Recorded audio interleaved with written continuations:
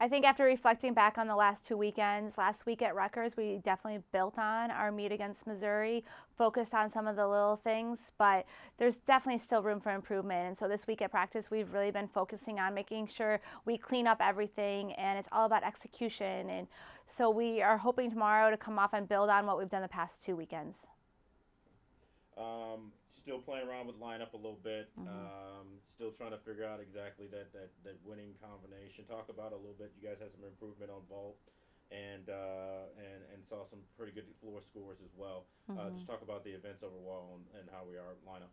You know, vault was a great step last weekend. We have 5 vaults that showed so much improvement.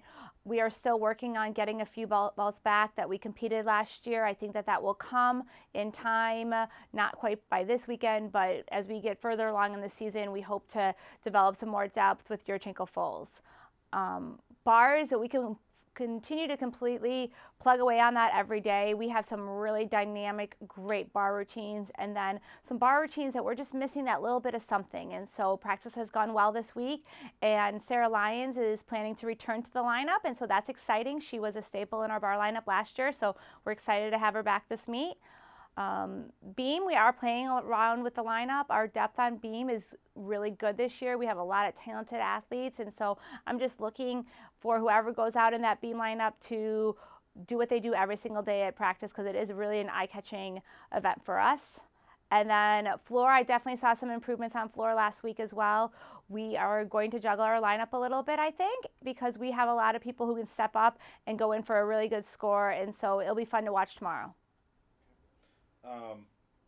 One last thing, everybody in gymnastics world is not necessarily wins and losses when we look at that column, but more of an overall team score and what you guys are striving for. Describe what you would look at as being successful in that Michigan meet.